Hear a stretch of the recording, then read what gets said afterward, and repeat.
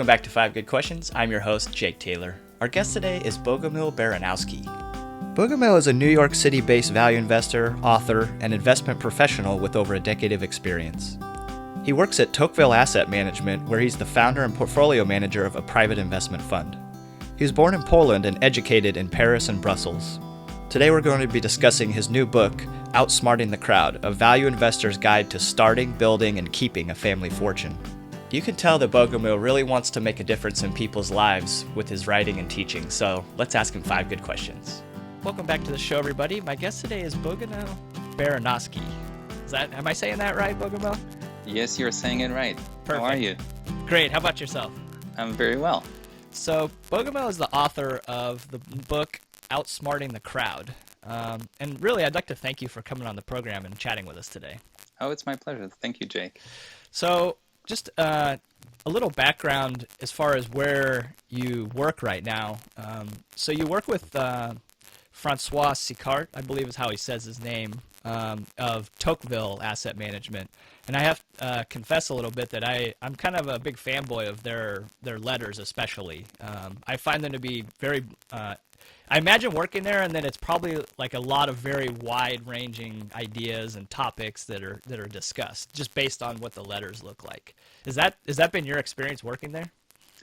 Well, Francois Sicart is a very wise man. He's my boss. He's the one that hired me all those years ago, and he's a true value contrarian investor. He has decades of experience, and it's always fascinating to just sit down and ask him questions, and he can tell you stories about the 70s and the 80s, and you feel like he has a perspective that I don't have yet, but I'm always willing to learn and listen. So it's been a fascinating experience working with him and learning. Yeah, I can only imagine. So let's jump right in to question number one. One of the things I loved about your book was that you stressed the importance of saving. And I often find, I tell clients that saving is really the most important thing that they can do. And if they do it right, that they don't really need me on the investment front to win any, big battles or anything. It seems like, if you think about the process of building wealth, it goes earn, save, and then invest. And when you consider that we can't really do much to change our earnings from day to day or, maybe year to year, and we can't really do much always about our investment returns a lot of times. The savings are the only thing that we really have control over, yet that seems to be the one that's the least talked about. Everybody wants to talk about earning more money and investing. What do you think that is? I think we all want to start the conversation in the middle. We start with how do we turn $100 to $500? And I think a lot of discussion, a lot of books start in the middle. So when I was thinking of this book, I wanted to come up with a comprehensive guide that really starts from the beginning. And as you said, it starts with saving money. Without saving, you don't have the capital. If you don't have the capital, you have nothing to invest. So you really have to start with putting $10, $100 away to build it up and then invest. At the same time, I'm thinking that saving is a great learning experience because it teaches you all the skills that you will later need when you want to invest. So it teaches you to think long term, right? You're postponing your purchases, all the pleasures of today until later on, right? So it teaches you patience, which is very, very important when you're investing. And it gives you a certain discipline, which makes you a better investor in the end. So putting money aside, it's a great start in my mind before you start investing. And when I was thinking about the book, I thought anybody can pick it up. Somebody who is an experienced investor that will look at it and will feel I'm learning something or I'm hearing something familiar that resonates with me. But I was also thinking about somebody who has no experience and they're thinking, where do I start? And they hear all those very complicated terms that describe what we do. And I think they're just lost. They don't know how to have a proper conversation with their money manager. They don't know how to pick a money manager. And they have a hard time to even thinking about investing on their own. So start with saving. See what it's like. See how hard it really is. And if you want to make it easier, I suggest that make it automatic. Make it a monthly transfer that you make. No matter what happens, you pay yourself first in a way. The first $50, $100, see what you can get away with. And then you realize that it's just fine. The money keeps on piling up. I actually didn't need that $100. And once it's meaningful, start investing it. That's the next step. But all the skills that you will learn when you're saving will help you become a much better investor in the long run. Yeah, I completely agree, and that topic has been kind of in the front of my mind lately. In my last quarterly letter, I had a little piece on that about paying yourself first, and Right. the idea that having that, putting a constraint on yourself as far as how much you're spending is not so Mm-hmm. much about even like feeling bad about the money that you're spending, or trying to limit how much fun you have in life, but it's really more about that constraint forcing you to ask yourself, the money that you're spending something on, is it bringing you value? Is it bringing Right. you enjoyment? And a lot of people, I think, just have money that slips out through their fingers that they never even, they're not really accounting for it, and it just disappears. Yet they probably could have carved it out or maybe even reallocated it to something else, if, but they won't ever have that conversation with themselves unless they have that constraint on. Absolutely. That's very true. I'm thinking, people come to me and they say, I have $1,000. What should I buy? And in my mind, that's not how investing should work. Investing should be an ongoing process aligned with your saving plan. So you keep on putting away, say, $1,000 or $500, and then you keep that money and you put it to work investing over time. And it should be more of a long-term process. Think of it, that $100 over 30 years. Will it make a difference? And it will. Even if you just save that money, it will make a difference. And if you can put it to work and get a return, you will get even more out of it. So I feel a little reluctant when people tell me I have $5,000 to drop in my lap because I sold the car, and what do I do with that money? That's a hard question. I'd like to more think of it as a long-term plan. 5,000, that's a great start, but think of the next 1,000 that you're going to put away and make it more of a discipline, more of a consistent plan. And That's also yeah. when we move on to investing at some point, it's so much easier to work it that way than trying to time it right. Like people say, this is the right time to be in the market, this is the bad time to be in the market. It may be well true, but if you have a consistent plan, you don't have to be guessing where the market is right now. Put some to work right now, put some to work next month, put some to work every other month, whenever you feel comfortable, Yeah. and make it a long-term process. It will pay off much more than trying to time when this $1,000 should be invested or not. Yeah, buying a little piece of an empire at a continual Exactly. basis. Exactly. Yeah. Well, I mean, when you think about it, in 1800s, and you wanted to be Carnegie, it was much harder, right? I mean, these days you can become an owner, because that's what stocks are. They give you a chance to be an owner of a lot of wonderful businesses. And we forget how many of the great businesses that we see all around, they are publicly traded, Yeah. right? I mean, I mentioned that in the book, but basically when you look around, you go on a trip, the airline that you use, I'm not saying airlines are a good investment, but just to give you an example, right? They're Yeah. publicly traded. The hotel you stay at, it's possibly publicly traded. The car rental company that gave you the car is publicly traded. The restaurant that you stop at is probably publicly Could be, traded. yeah. So you are very familiar with a lot of wonderful businesses all around, or not so good businesses, but you have a lot of knowledge out there. And you can be an owner of a little bit of a lot of great businesses over your lifetime. And that brings me back to Peter Lynch, whose book I mentioned in my book, that really opened my eyes to investing at the very beginning, because Yeah. he talks about all that knowledge in his book, One Up on Wall Street, knowledge that we have, and we're capable of investing pretty much right away, identifying the right businesses to buy. So that's a great segue to question number two. I assume that you are a fan of buying good businesses, but you're also you had kind of mentioned in your book perhaps nibbling at good businesses as they're going down, getting cheaper. Maybe like buy 1% at a time. Don't push your whole $1,000 in at once. Right. How do you square that a little bit with the idea that a lot of those good businesses, especially if they're growing like they should be, they're almost always up at their 52-week high. And so it's hard to feel like, as a value investor, it's always kind of difficult to buy something that's at its 52-week high. Like, you always feel better when it's down at its 52-week low, right? So what do you think about that? Well, first of all, you will never see me buying things that are at the 52-week high. I pay attention to those names because among them there might be candidates for future purchases. Yeah. But the patience that we talked about, it gives you a huge advantage. And I consider myself a contrarian value investor. So I know businesses that I would like to own. They have great managements, they have great margins, they have great opportunities to grow, and they obviously are probably very expensive, fully valued or overvalued. But there are times when those stocks fall, something happens, and it could be, a currency hit, it could be a product recall, it could be anything that temporarily affects the business, or any skepticism about the growth of the business. It can really send a stock down 50, 60, 70% at times. Yeah. So for me, I'd like to just wait until that happens. And there will be a lot of businesses that I will never feel comfortable buying because they're flying very high and I never have an advantage. In terms of buying a little bit over time, it takes me back to the concept of margin of safety, which means a lot of things.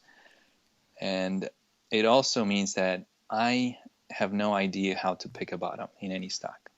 And the same way I wouldn't be able to pick a top of any stock. So I don't want to make a mistake. And if I do make a mistake, I want to make the smallest mistake possible. So I find the stock that I like the business, I like the management, and then I give myself time to build a position. Because usually if the stock comes down 30, 40% or more things show up, right? It takes more time to turn things around. They realize that they had to pull the product out of the shelves. It's going to take another quarter to bring it back to the shelves, whatever it is. I'm just giving you an example. And you realize that the market is not patient enough. So what happens? The stock drops another 10% and 20% and 30%. I still believe I'm right in the long run. I like the business. I like the story. And I will slowly build a position as the price gets better and better. That's why I highly recommend building the position slowly. It also works the same way on the way out. I mean, ideally, I like to buy a business that I never have to sell, right? Sure. We all love. That's the dream. But yeah. That's the dream, right? The chewing gum of the world, or whatever it is, that technology doesn't change it, the consumer doesn't change, and it's just the seas candy of the world. There are not too many businesses like that. No. And if it's not the case, I have to sell it at some point. And just selling it because it doubled or tripled, I don't think that's the reason that's good enough. I think you have to adjust your thinking as the story develops. It might be a much better business than it was when you bought it initially, so you have to think of what it is worth today. And getting out of it too quickly, the same way as you're getting in too quickly, I think that's the wrong way to go about it. So also start to trim it, and gradually go out. The whole idea here is to make the smallest mistake possible, right? So you did all the work, you found the stock that you like, you found the management that you like, and then you triple your money, right? So it's a huge success. But then you realize this company can be even twice as big because they're entering new markets or they're launching a new product line. And because you invested so much time and effort in it, let it work. It's still a good business. There's nothing wrong with it. So I would gradually exit the position unless it's hugely overvalued, the management overpromises, and then there are reasons to exit a little quicker. But give yourself time on the way in and on the way out. I think that's the best advice. Yeah, probably just no sudden movements, huh? Well, go slow and exactly. I mean, it's rare that something is an amazing opportunity just for a week. And it's going to close up, yeah, for sure. Right? And I mean, you can see charts like that dipped and they come back. But most of the time, if you miss those, oh well, right? So be it. It's not the end of the world. But in a lot of situations, you actually have a longer window, and I'm talking about weeks or months when you can build up your position. I would feel a little silly if I build the whole position. I didn't have enough room to keep on adding as the price gets better. It's the whole idea. Yeah. So question number 3, it seems like today that public schools kind of wring a lot of the creativity out of the students when they're teaching to tests, and they have all these regulations on them. It might be a little bit of a pessimistic view, but I get the sense, and based on in your book, you're talking a lot about kind of self-learning and how to make yourself better. What kind of insights do you have from that as someone who's spent a lifetime of self-learning yourself? Just staying curious. I think it's the best advice to have to offer to people, to young people, to everyone at any point in their life. Just stay curious, and it starts with reading one book. And that one book can lead to another book, and that book leads to another book, and just keeping your eyes open, your mind open to new ideas. It's a never-ending process. The whole idea that you get a degree and you're done, it's a little misleading because there's so much more that you can learn out there in your own field, but also in other fields. And investing is a fascinating pursuit because it opens your eyes to a lot of different fields, right? We're not in a business of just understanding the numbers behind the business. It's actually just a small portion of what investing is all about. You have to have a better understanding of what's going on out there. Yeah, psychology, right? I mean, marketing, everything. Everything about the business, about human behavior, why the stocks go up and down, why people overreact, why greed and fear is tossing the market up and down, all those things. And there are all kinds of books out there that will teach you more about it. And just staying curious, I think that's the best lesson to have. And sometimes I find myself reading a book and then I move on to the next book and then another book. My girlfriend is asking me sometimes, what are you reading? And then she can tell the 3 books that I'm reading, they have nothing to do with each other. And it's just, you never know where the book will take you. And the whole concept that Munger talks about, the lattice work, the mental models that we have to explain and understand the world, how you can learn from biology and psychology and all kinds of fields that have nothing to do with economy or business itself. But there are processes and rules that explain a lot about how we exist, how we operate. So just keeping your mind open and being curious is the best lesson. And don't think that getting a degree or finishing school, that's You're done. the end. You're done. I've been experimenting myself personally with my reading style in that I used to be very much a read one book at a time kind of person, like very linear, and I would almost never quit a book, even though I probably should have a lot of times. Just the opportunity cost of it, because there's so many good books out there. I should have just kept going, or shouldn't have kept going. But lately I've been experimenting by reading a few, maybe like even upwards of like 4 or 5 at a time, and usually in different domains. And then that way I kind of let my mood dictate what I'm in the mood for.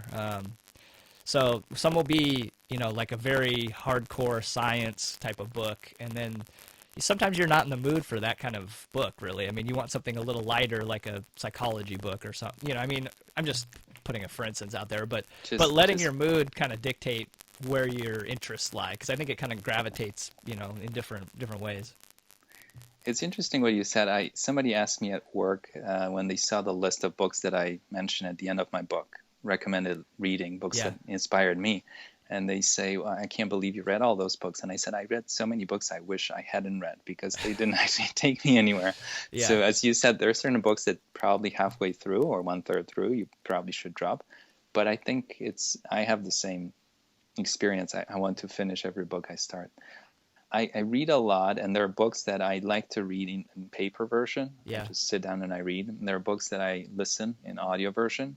And it happens that I read the same book in different ways. So I listen to it, and it just fascinates me. And I go back and I get a Kindle version so I can highlight the things that really resonated with me. Huh.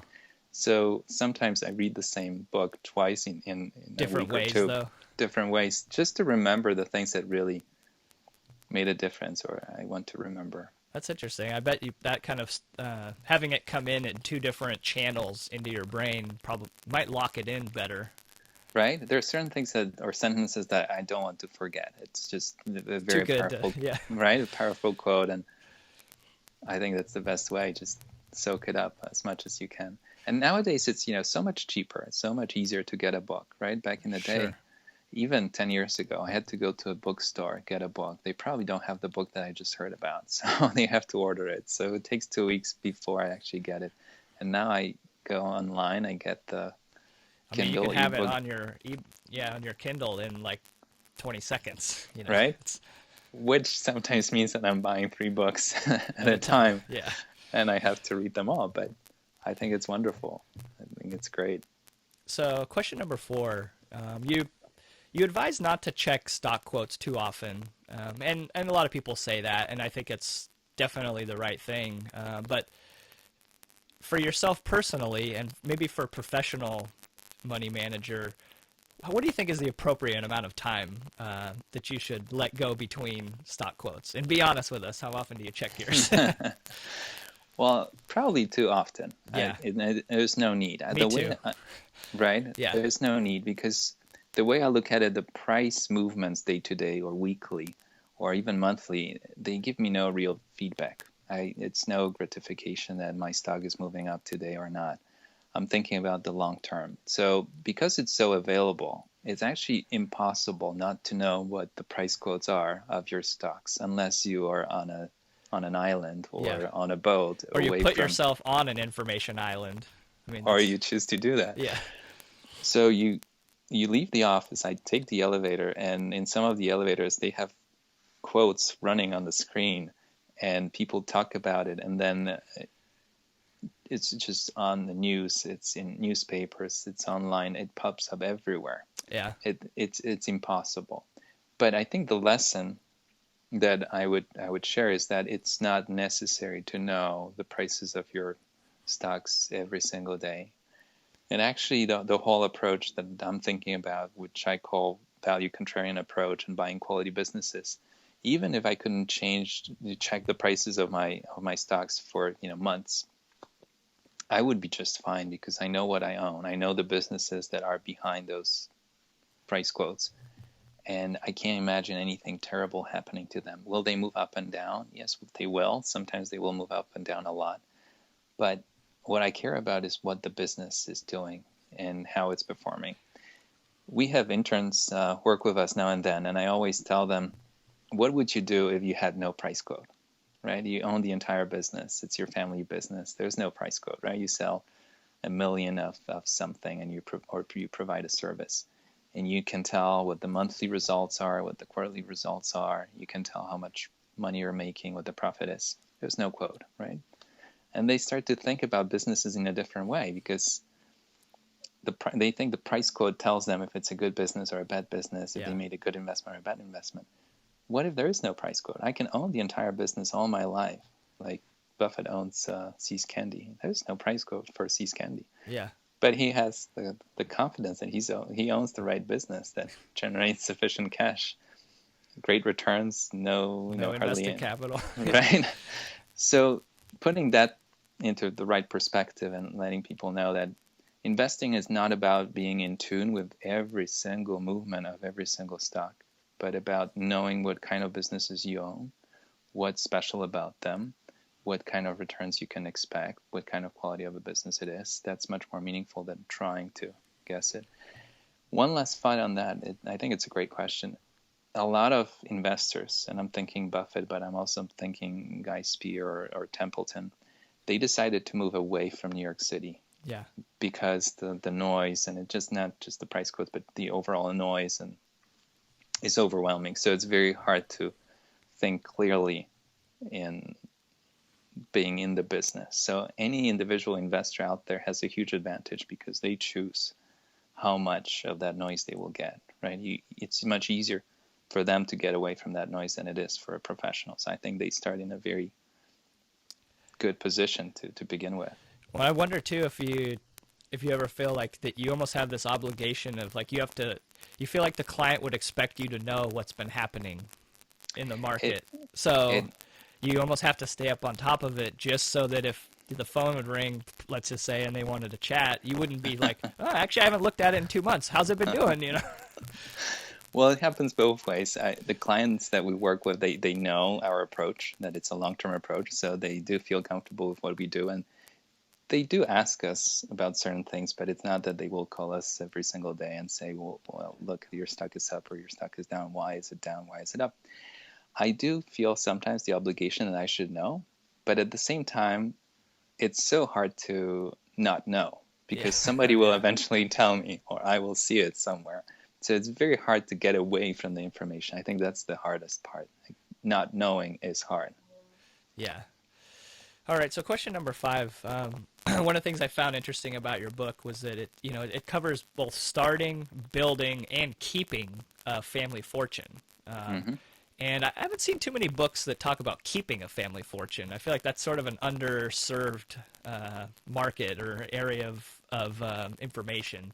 Everybody wants to talk about building it, you know. Right. um, but what can we do if let's say that we had a family fortune or we expect to have a family fortune someday? What can we do to keep it? It's interesting that you asked that question. I love that question because there are two books that I still want to write, and I think I will take my time to write them. One is a more advanced course on investing, just telling people how it's really done and assuming that they read the book Outsmarting the Crowd, which gives them the foundation, the Right. basics, a more advanced course. And the second one that I really want to write, and I've been thinking about and I've been taking notes for a while, is keeping the family fortune. Because as you said, nobody really talks about it, what it takes, and we assume No. that it's a given. But actually, somebody said that rich people get poorer and poorer with every generation, right? Yeah, I think So, it's like 3 generations pretty much turns over every right. So every what, big wealth, dynasty. right? So what happens in between?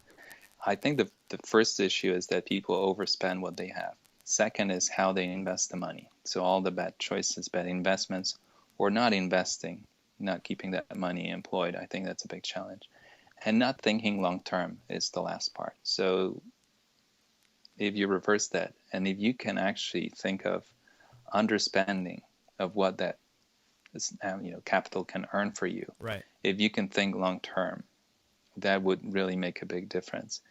And most of all, you have to invest that money. That money has to be working for you because if it's not, it will slowly shrink. We have low inflation right now, but historically, inflation is the biggest reason why money loses value. And if you look at 10 years or 20 years or 50 years, even a small 1, 2, 3% It adds up can, big time. right? It turns hundreds of millions into a much smaller amount.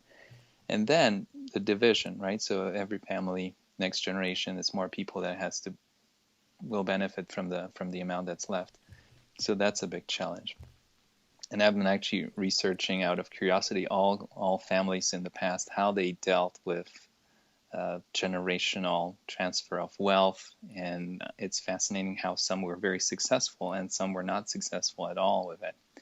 And part of our business, big part of our business, is working with high net worth individuals, with families. And with Francois Sicard that you mentioned, my boss, we work with third, fourth generation that his boss already worked with. So we had the experience helping families keep the wealth generation after generation and educating them about what it's all about. I think it's fascinating, and it's a topic that it's not discussed enough. When you think about it, the lessons that apply to someone who ends up with a fortune and is responsible for it, the lessons are very similar to someone who's starting with $10 or $100, which brings us back to the beginning of our conversation. So underspending, we started with saving, right? Mm-hmm. It doesn't matter if you're thinking about millions or hundreds of dollars. It's the same concept. Right. You have to invest it at some point to let the money grow. It's very important. If you start small or you start big. And you really have to think long term, right? So don't think of finding the right time to be in the market, which is a popular thing to say. Is this the right time to be in the market? Is this the bad time to be in the market? And the public, as such, is usually wrong about it. They tend to get out of all the funds that they have, investments that they their have, track record is terrible at the worst time. Yeah. And they go back in at the time when everybody says you should be in stocks. I mean, look, I tripled my money. You should be in stocks. That's the worst time to get in stocks. So the lessons are the same, but for some reason, when it comes to wealth that already exists, we think it's a given that it will stay, but it doesn't. It's actually a huge challenge. And when you think about the world today, we have low interest rates. We have a low return environment. Looking back, we have a bull market in equities that came to a pause, let's say, and then a bull market in bonds. We had a bull market in real estate. So it was much easier to have great returns, even if you didn't do anything unusual. Mm-hmm. I think it will become much harder. So the bar has been raised for everyone, and it's a challenge that we're happy to to face, but it's going to be much more difficult to have Yeah, respectable returns going forward. it'll be difficult with the tailwind of interest rates going from 15% in the early 80s to Right? 1% today. I think it's going to be a lot harder when it's going back towards 10. That financial gravity turned up. It's going to be interesting. It's physics, right? It's physics of money, really. Yeah, So as you said, you start with very high interest rates. You start with very low multiples, right? You're buying businesses at huge very low low, multiples, low profit margins. right? Yeah, And you end up in a whole different world. So hopefully, I'm very optimistic about the future, but the challenge is really there. And if anything, I think it's a way for active investing to outshine passive investing over the next 5, 10 years or even longer, because stock picking will matter more than just being invested in the general market. I think being invested in the general market is a great idea if you don't want to spend too much time picking stocks. But if you want to be a little better, I think it's going to be a way for you to shine, because you have low single-digit % returns as a benchmark. It's not that it's a yeah, low bar. Historically, it's a low bar. It doesn't mean that there will be a lot of opportunities. There might be still hard to find, but I think it's a chance for active investors to shine. yeah. And I think coupled with the also how badly value has underperformed the last 5 years. I'm hoping as a value guy that the spring is pretty compressed at this point. Mm-hmm. I mean, this can keep going, obviously, but I know it's been a bad run for value for the last 5 years, and these things tend to mean revert. Right, right. It's a fascinating period, learning experience for a lot of people. And I think a lot of people are ready for more opportunities to come their way. And we keep our eyes open and Yeah, hope for the best. I think it's going to be a very exciting time ahead of us. It's just a different environment than the one a lot of us are used to. yeah. So, bonus question that we always ask. This is for a book recommendation, and typically we're looking for something that is kind of flying under the radar or that you think has just not gotten the due that it deserves. What do you have for us today? Well, I actually knew you're going to have that question, because that's your Yeah. frequent question. And I found 3 books that I'm currently fascinated with. So I thought I'll share 3 with you. And as I told you earlier, they can be from all over. So the first one is The Indomitable Investor: Why a Few Succeed in the Stock Market When Everyone Else Fails. I don't know if you heard of it. It's I'm a not yet. book by Stephen Sears, who is an editor at Barron's. And he wrote a fascinating book that resonates with value investors, contrarian investors. Basically, what it tells you is that you have to think about losses first, which goes back to the margin of safety that Benjamin Graham talks about. And he says that a lot of bad investors are thinking about profits, which we started with. Yeah. We are thinking, how can I turn $100 to $500 instead of thinking how my 500 can turn to 100? What should I think about and how I should avoid losses? And in this book, he says that good investors are the ones that want to avoid losses. And we talk about minimizing mistakes, not avoiding them completely, but minimizing them as much as you can. Mm-hmm. So it's a fascinating book. Another one that I'm reading, it's called The Rich, and it's a book by John Kempner, who is a UK political writer, and it's a history of the elites since the Egyptian times, all the way through Roman times, medieval Europe, until today's China and Russia. And he has a talent for really making you feel like you're going back in time. And he shows the life of average people. He tells you what it was like to live in Rome in the year 100. And he goes all the way to today. And he shows how similar the realities are of those different periods. And the book has an incredible list of books as reference. And he did an amazing job researching, and reading the book has been a joy. So I highly recommend it. The last one that I have is called Power: Why Some People Have It and Others Don't. It's a book by Stanford University professor Jeffrey Pfeffer, and Yes. Pfeiffer, yeah. Yes, fascinating book. It makes you think about people who reach the top, and we talked about managements and how people get to very, very top, what it takes and how they got there. or now we have the election year, what it takes to be a president. It just gives you a very different, unconventional look at power in general in business and in politics. So I highly recommend it. Well, thank you for those. I'm looking forward to that. I've had Power has been recommended a couple times to me in different. Really? And I think maybe even one time by a guest here. So I probably should add it to my list and actually read it. It's a great book. Yeah. Great book. It's the same topic that we've heard from so many places, but the way he presents it, it's well done. just unique. Well, Bogumil, we really appreciate. Oh, go ahead. I wanted to give you one little thing before. Yeah. In terms of one lesson, right? So one lesson that I want people to walk away with after reading the book, right? We started with saving. I think that's key. Investing, it's key.